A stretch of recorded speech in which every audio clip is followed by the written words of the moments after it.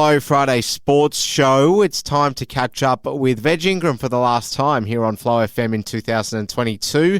Veg, great to have you on again. How are you? Very good, Ellis. It's a fantastic day today.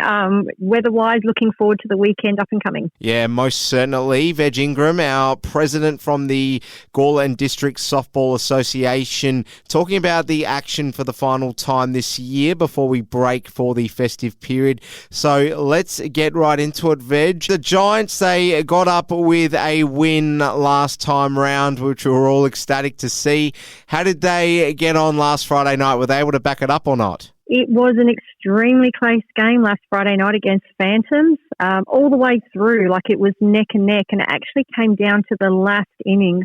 Phantoms had the last bat. There were bases loaded. The score was tied.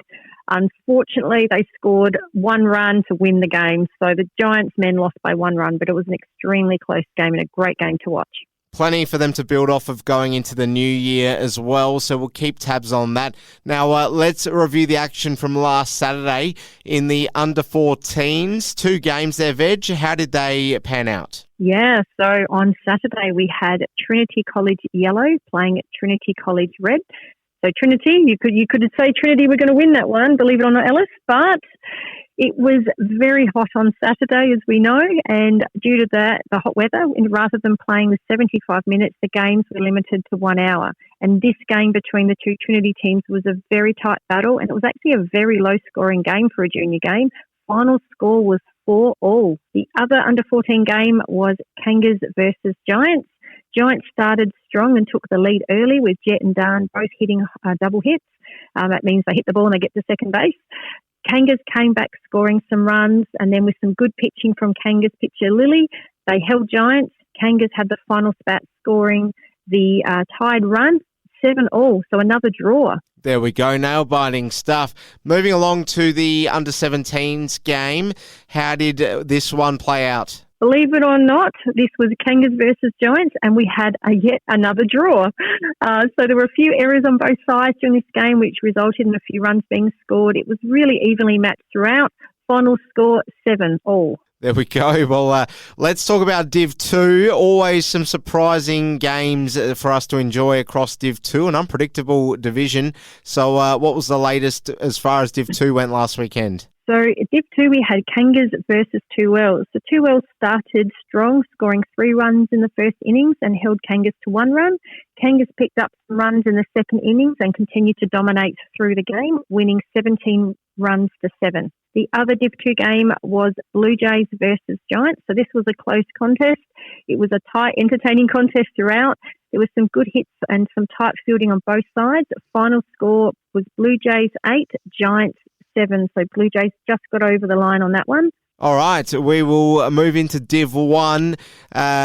Did we get some more predictable score lines across last weekend, Veg? Because I know there was a change-up 2 weeks ago now as far as what we're used to seeing in Div 1. So what was the action like last weekend? Yeah, so Div 1 was really interesting this week. We had Blue Jays versus Giants. So the game started fairly evenly matched. Giants took the lead in the second innings and were held in the third innings, but then scored some more runs in the fourth. Blue Jays had the last bat, but Giants managed to get 3 up, 3 down. So that means the 3 batters came up to the plate and they got out, so they go back down again. So Giants ended up winning that one, 9 runs to 5. But the other Div 1 game was Kangas Grey versus Two Wells. So Two Wells were last year's premiers, and Kangas are putting 2 teams in Division 1 this year, so Kangas Blue and Kangas Grey. But Grey took on Two Wells last week. This was a really good game to watch. Two Wells struggled to get hold of Kangas, pitcher Alex Hill, but they picked up as the game went on, and Kangas was strong with the bat, and they ended up taking the lead and winning 10 runs to 6. Veg, let's take a look at the games coming up this weekend then. So who have we got the under-14s lining up against? So at 9:30, we have, in the under-14s, we have Giants versus Trinity College Yellow. So the young Trinity team are improving every week, and this week they take on Giants. So that will be a really good game to watch and watch them develop over the season. The other under-14 game is Trinity College Red versus Kangas. So Josephine will be taking the mound for Trinity, so Kangas will really need to focus on their offense this week because Josephine's been pitching really well lately. All right, in our under-17s game, what's your call there in regards to who will come out on top? But you never know, we might get another draw with the way things have been. I know. I've never seen so many draws in one day. So at 11:30, we've got Giants versus Blue Jays in the under-17. So this will be a really good contest to watch. And I really couldn't pick the winner on this one, actually. Both teams have been playing really well. It'll be fairly evenly matched. Moving into seniors, Div 2, give us the rundown. Who is stepping on the mounds tomorrow? All right. So in Div 2 at 2 p.m, we have Blue Jays versus Two Wells. So Two Wells will be looking to regroup after last weekend, and they'll really need to hold Blue Jays because Blue Jays get very aggressive with their base running, and they've got some really young, fast little players in that team, so they'll really need to focus on their defence in that game. The other Division 2 game is at 4 o'clock, and that is Giants versus Kangas. So this game, I think, will again be fairly evenly matched, and I don't think I could pick a winner for that game either.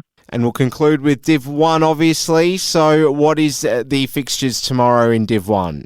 So Div 1, we have at 2 p.m, Giants versus Kangas Blue. The Giants will have a tough game ahead of them as they'll be taking on the top position Kangas Blue. So they're really going to need to work on their defence and definitely get some bats in and get those runs scoring on the weekend. The other Division 1 game at 4 p.m. is Blue Jays versus Kangas Grey. So Blue Jays have been playing really well lately in the past few weeks, and we really need to focus on a strong defence to stop Kangas Grey this week.